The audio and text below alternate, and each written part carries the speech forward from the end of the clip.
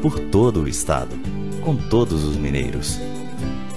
Minas Gerais, governo de todos. Então, tudo somado nos impõe de cara uma tarefa. Nós temos que, imediatamente, chegando lá, começar a criar e institucionalizar os conselhos regionais de governo, que vão ser uma ferramenta importantíssima para a gente governar.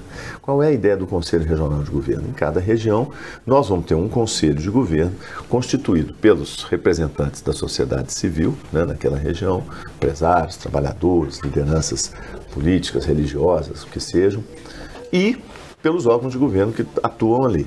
Esse conselho terá que ter autonomia para definir as prioridades da região.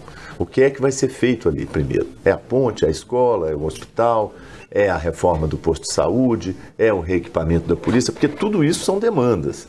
Como o Estado não vai ter condição de atender tudo de uma vez só, é impossível, e os recursos certamente no início pelo menos serão escassos, é fundamental que a prioridade na execução dessas tarefas seja definida pelos próprios cidadãos da região e não a partir de uma centralização aqui de Belo Horizonte, da cidade administrativa. Então, essa vai ser uma grande mudança, né?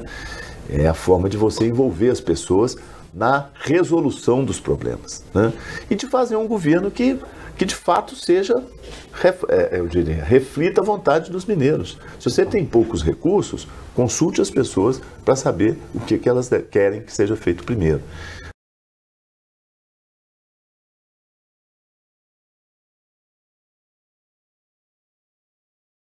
Ditadura do PT. Não, eu estou falando em qualquer ditadura. Uma ditadura dos movimentos sociais.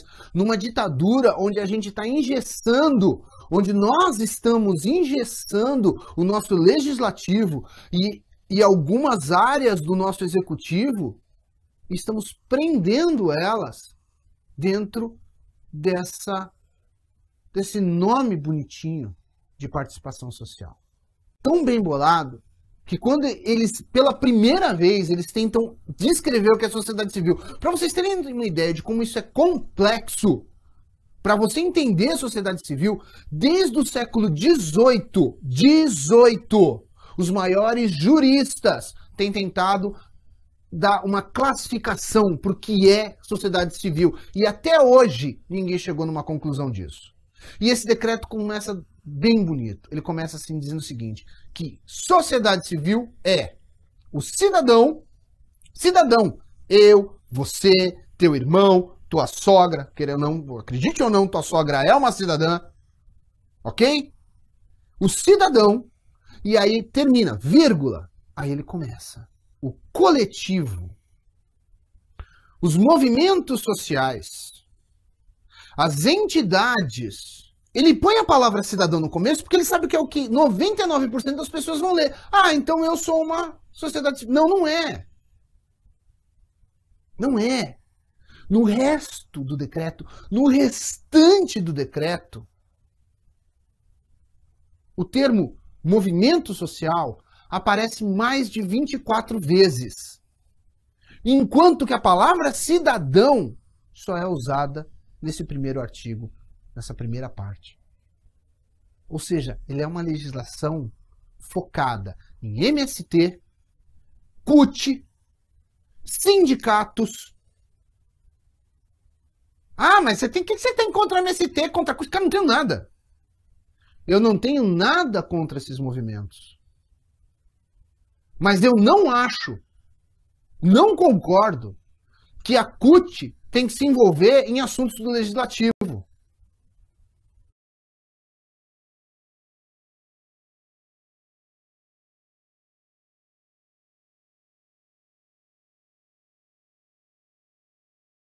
Esta ideia obsessiva do governo do PT existe desde a primeira revolução de 1905 na Rússia e foi depois adotada pela outra revolução de fevereiro de 1917, liderada por Kerensky.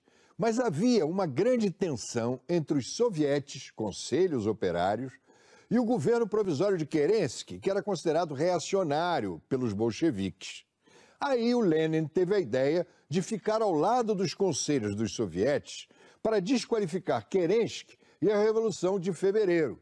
Daí o seu famoso lema que até hoje ressoa no Brasil: todo o poder aos sovietes.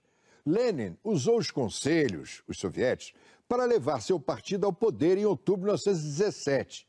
E aí começou outra era, que durou 72 anos, todo o poder aos bolcheviques. Os conselhos, que eram considerados a essência do poder do Estado soviético, eram formados por camponeses e operários simples, ignorantes.